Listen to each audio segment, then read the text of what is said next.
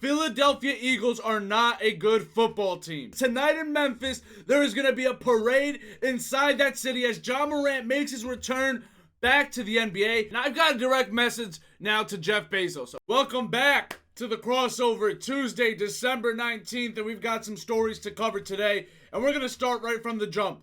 The Philadelphia Eagles are not a good football team. I've been saying this all along. They are not a good football team. They started off 10-1. They have lost 3 straight now. We've got the Niners, the Cowboys, and then last night in Seattle, in the House of the 12s, Lumen Field, rainy night in Washington, and Seattle comes out and clutches it up on the last drive. I mean, you look at the Eagles team, and they've got 3 wins.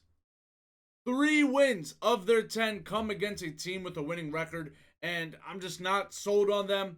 They've only won 2 games by 7 or more points. Each one of these games has been close. It's been dirty. However, they have been finding a way to get these wins, and coming late into the season, coming into the postseason, it's important. It's important to be able to find a way to win games.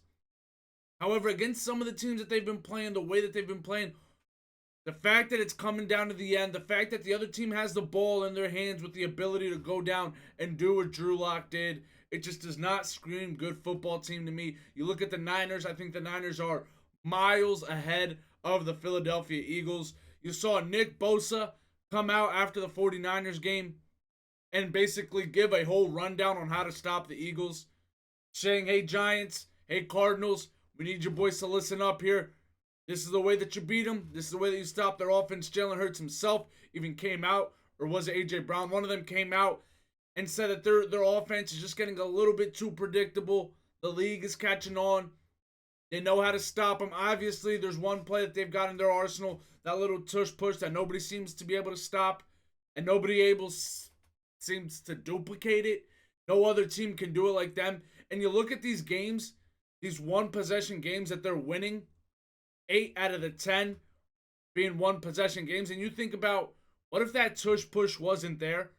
What if all of these 4th downs or these 3rd and 1s, they didn't convert? You think about how differently their record could be right now, how differently the trajectory of their whole season could be right now. And obviously, all props to them. They can do the tush push. And I might be sounding a little bit salty because I am a Giants fan, but I'm trying to be as unbiased as possible here. You look at Jalen Hurts, his interceptions recently. Pretty sure he's got more interceptions this year than he had the past 2 years combined, or he had last year. Somebody stat checked that. And what hurt me the most personally last night, watching that Seattle-Philadelphia game, watching my boys, Julian Love, Big Cat, being able to beat the Eagles, 2 of the Giants that I held near and dear to my heart. Julian Love, obviously, I met him at a New York Red Bull game. I met him. He played, the game was on a Saturday. He played the Ravens the next day. I said, hey, you're getting an interception tomorrow. What did he do? He intercepted Lamar Jackson, and the Giants beat the Ravens, surprising the world, shocking the world before he went on that run into the playoffs. But obviously, super happy for them. Super sad, and super sad for the Giants. And Jason Kelce as well. I mean, that kind of false start, or whatever it was that they called last night. You didn't see much, but then you did hear the announcer saying that this is something that the NFL has been pushing for this year. The ball's getting moved up by the center a little bit, especially when a tush push is incoming and you just get that half a yard, make it just even a little bit easier for you. So I guess I personally didn't see the penalty. I feel like a lot of people didn't see a penalty there. But if the league is making a case for this to be looked at extra hard from the refs, then I guess it is what it is. And we got to talk about the Eagles themselves. The Eagles themselves have been realizing that they've got to switch something up. They went out, put Matt Patricia in at DC. Sean Diassi, I hope I'm saying that right, Sean Desai, something like that. He was their DC before. The team just feels different. It just does not feel like the big bad Eagles anymore. It seems like for the past month, or even maybe a little bit more, they've just kind of been losing that mojo, losing that invincibility air that they had around them last year. Obviously going all the way to the Super Bowl. Even in the beginning of this year, they just feel different. It feels like something's missing. And I personally think it's got to be Shane Steichen. Shane Steichen, the offensive coordinator last year. This year, they've got Brian Johnson. Again, going back to them saying that their own offense is feeling a little bit predictable. You see what Sean Steichen, the job that he's doing over in Indianapolis. missing out on his quarterback, Anthony Richardson, who obviously got hurt. Now what he's doing with Minshew Mania, getting the Colts maybe back into the playoffs here. Sean Steichen obviously doing a good job over there implementing his culture. You think about how much of Sean Steichen was in that Philadelphia offense that they're kind of just missing this year. And then another piece, Big Dom. I mean, Big Dom being absent from the Philadelphia sideline. They were 10-1 when he was there. Now they're 0-3 when he's not there. Now, I don't want to say anything. I don't want to start the conspiracy bug, but I see him wearing a little bit of an earpiece. Okay? I see the earpiece on him. Can we have maybe a Michigan 2.0 over here? Can we have another undercover agent? Maybe something fishy was going on with Big Dom. Because ever since Big Dom has left the sideline, the Philadelphia Eagles are 0-3. Now, we look forward, not backwards. We look forward. The Eagles have 3 pretty easy games. They've got the Giants, then they've got the Cardinals, then they've got the Giants. These could be your get-right games, or it's just going to be games that they go out and win and they get their mojo back up and people start buying back in, but I'm still not going to buy in because I don't think that this is the Eagles' year. I personally don't. The Cowboys, obviously the other contender in the NFC East right now. They've got 2 away games at the Dolphins and at the Commanders. We all know that the Cowboys have been struggling on the road, especially going down to Miami. I feel like it's going to be an extremely tough game for them. And then they've got the Lions at home. So more likely than not, we will see the Eagles winning out the NFC East and the Cowboys going into that wild card spot. And that's extremely important right now for the Eagles, especially the way that they're playing. Trying to avoid the Niners in the second round of the playoffs would be massive. Right now, if everything were to end right now with the Eagles in second and the Cowboys winning the division, the Eagles would have to go to Tampa and then have to go over to the Niners and play in San Francisco or Santa Clara, whatever. But I don't see that happening for them. I don't see them beating the Niners. I don't see them getting to the Super Bowl through that route. They have to hope that they can win the division. Then they would get the Rams at home, and then they would get Detroit at home. Detroit would still be an extremely tough game. I feel like Detroit could do something. Even the Rams with old Matt Stafford, you never know. And then I feel like the Eagles have to hope that the Cowboys can go out and beat the Niners. And then facing the Cowboys at home at Lincoln Financial Field, I feel like the Eagles, that's their only way to get into the Super Bowl that I can see right now, because I don't see them going to Santa Clara. And I also don't see the Cowboys going to Santa Clara to beat the Niners anyway. But everything still yet to be seen. But for me, 100% the Niners are going to the Super Bowl this year. And moving over to the other side of the ball, how about the damn Seattle Seahawks last night? I mean, that last drive, absolutely electric. Drew Lock kind of missing a little bit in the beginning of the game. But that last drive, man, and everybody's talking about Drew Lock, and it's a great story, great post-game interview. Super happy for Drew Lock. But can we talk about DK Metcalf for a little bit? That drive last night at the end of the game does not happen without DK Metcalf. 3 amazing catches. One, ripping it away from an Eagle defender. The Eagle defender, his arm is below, so therefore the ball doesn't hit the ground. But the fact that DK is able to make that catch, and DK, who also hadn't gone too crazy throughout the game. Okay, I'm pretty sure he had 4 receptions, and 3 of them did come on that last drive. And then the ball, absolute dot by Drew Lock. I'm not taking anything away from Drew Lock. In between 2 defenders, places it perfectly. But you put any other receiver in the NFL right there, 9 out of 10 other receivers are not making that catch. The amount of focus and precision and hold on to the ball and survive the ground and get to the side, absolutely beautiful by DK Metcalf. Shout out DK Metcalf. And then JSN at the very end, catching the back of the ball in the end zone. I mean, again, perfectly placed ball by Drew Lock, but not many receivers are making that catch, especially in the rain. The situation that we're in. And again, shout out Pete Carroll. Pete Carroll, one of the best coaches in the NFL. Sometimes he gets slept on. Obviously, he had that massive mistake in that Super Bowl. You got to run the ball with Marshawn Lynch there. But shout out Pete Carroll. Absolutely love that guy. Love everything that he's got going on. Love everything that he's doing in Seattle with Geno Smith. He obviously got rid of Russell Wilson. A little bit of controversy at the time. And now we see how that's transpiring out west in Colorado between Sean Payton and Russell Wilson yelling at each other on the sideline. I guess Pete Carroll most definitely won. He knew what was going on with Russ. You go out, get Drew Lock. You bring Geno Smith in. Great story last year. I hope that the Seahawks can make it into the playoffs this year, because I absolutely love this story, everything that's going on. Drew Lock, that interview, man, beautiful. I hope Drew Lock gets his opportunity once Gino's out of there. I'm assuming Gino's going to come back in here for the rest of the season, hopefully take him to the playoffs, but I don't know how much longer Geno Smith has got on his contract. But man, get Drew Lock playing somewhere. Absolutely love it. The Eagles are not a real team. And now everybody put your guns away. If you live in Memphis, check out your traffic advisories, because tonight in Memphis, there is going to be a parade inside that city as Ja Morant makes his return back to the NBA. And I hope he pulls up in some black Air Force Ones, bumping NBA young boy. Ja Morant, welcome back to the league. Obviously serving a long suspension, but he is back.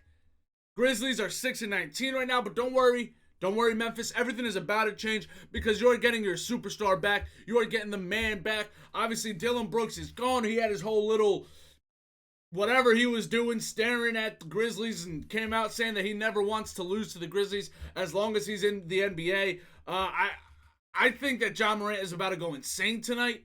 Again, I hope he comes out in the black Air Force Ones. I hope he comes out with a chip on his shoulder. And whatever the over-under for his points are tonight, take the over. Honestly, I think Ja Morant might come out, shooting lights out, dunking, going back and forth, telling the NBA, hey, you forgot about me. Just a reminder, I'm still here. Ja Morant might just fuck around and go for 60 damn points tonight, and I cannot wait to watch. Now, I've got a direct message now to Jeff Bezos, okay? Relax. When something goes on sale, when a company's about to go bankrupt, you don't gotta buy everything, okay? You don't. Settle down. Now, this is a story I hadn't even heard about. I feel like I haven't seen this going on anywhere, but Amazon is on the brink of buying Diamond Sports Group. If you're like me, never heard of this thing before. Don't know what Diamond Sports Group is, don't know what they do, but they just filed for bankruptcy, and they're the owner of BALLY Sports. Now, if you live on the East Coast, you probably don't know what BALLY Sports either. Well, let me tell you, BALLY Sports, they own the rights to a whole bunch of NBA teams, NHL teams, and MLB teams. I've got a full list right here pulled up, actually, that I'm going to read out right now real quick. BALLY Sports, Arizona, they own the Diamondbacks of the MLB, the Suns of the NBA, Coyotes in the NHL. Detroit, Tigers, Pistons, Red Wings. Florida, Miami Marlins, Orlando Magic, Florida Panthers, Great Lakes, Cleveland Guardians, Indiana Pacers, Kansas City Royals, St. Louis Cardinals, St. Louis Blues, New Orleans Pelicans, Minnesota Twins, Minnesota Timberwolves and Wild, Cincinnati Reds, Cleveland Cavaliers, Columbus Blue Jackets, Oklahoma City Thunder, San Diego Padres, Los Angeles Clippers, Anaheim Ducks, Atlanta Braves, Carolina Hurricanes, Nashville Predators, Atlanta Hawks, Charlotte Hornets, Memphis Grizzlies, Texas Rangers, Dallas Mavericks, the San Antonio Spurs, the Dallas Stars, Tampa Bay Rays, Miami Heat, Tampa Bay Lightning, Los Angeles Angels, Los Angeles Kings, Milwaukee Brewers, and Milwaukee Bucks. So obviously right there, a whole bunch of sports teams that BALLY Sports owns all of the rights for streaming those games for. And this is a massive development in Amazon Prime, in Amazon Prime Video, in the direction of live sports. Now, much like you and I, probably sports fans, the only thing that we watch live on TV nowadays really is sports. Everything else you can get through Netflix, YouTube.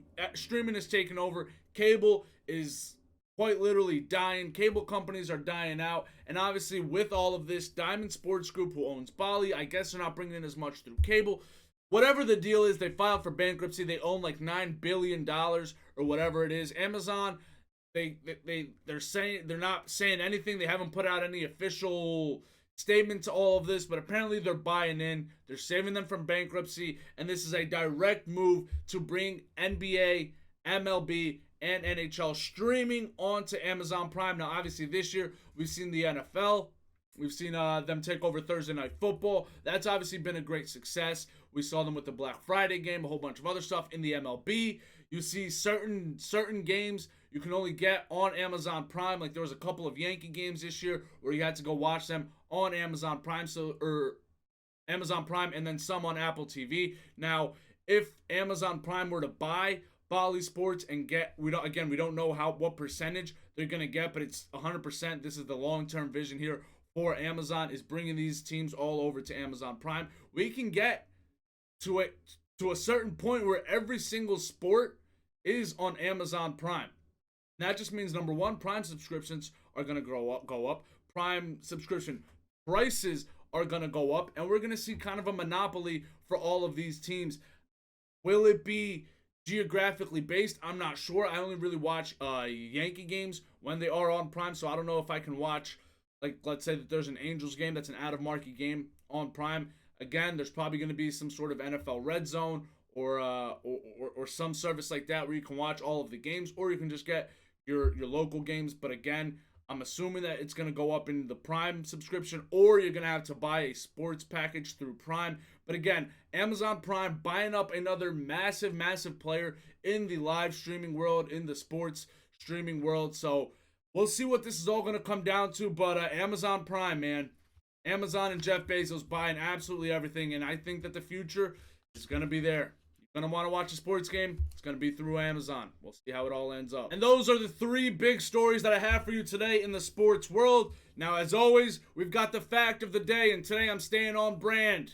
Ja Morant brandishing guns in a club. Well, did you know that alcohol is considered a PED, a performance-enhancing drug, in shooting competitions? Because it actually allows you and helps it to shoot a little bit straighter. Now, I would assume that it would be the opposite. You got a gun, you got some alcohol, you're probably going to cause some problems. But apparently in shooting competitions, it's considered a performance-enhancing drug. More you know. Question of the day. Again, gonna stay on brand. Are the Eagles the real deal? Are the Eagles Super Bowl contenders? You guys can let me know in the comments below. And as always, we've got the slate of the night. What is going on tonight in the sports world that we can watch, that we can keep our eyes out for in the NBA? We've obviously got the Grizzlies against the Pelicans. We've got the Spurs against the Bucks. We're going to see Wemby, Giannis on the court at the same time for the first time. We've got the Celtics and the Warriors, Suns, Trailblazers. I put that on there just because it was a 4th game in the NBA and I didn't want to leave him out. In the NHL, we've got the Las Vegas Golden Knights versus the Canes, 2 teams that have been doing absolutely numbers in the NHL this year. Obviously, the Canes went far in the playoffs last year. The Vegas Golden Knights, defending Stanley Cup champions. We've got the New Jersey Devils versus the Philadelphia Flyers. This is a little bit hitting home to me. Obviously, I'm from Jersey. Devils, Philadelphia, massive rivalry there. We've got the Canucks against the Predators, who are also 2 big powerhouses this year in the NHL. We've also got the MLS Super Draft. If you guys watch the MLS, the Super Draft is tonight. Watch, see who your team is going to go out and get, and can it be the next star for your MLS club. That is all that we have today. I appreciate you guys for watching the crossover. We are back tomorrow with any of the biggest stories going on in the sports world. I love each and every single one of you guys. I'll catch you guys tomorrow. We're out of here. Peace.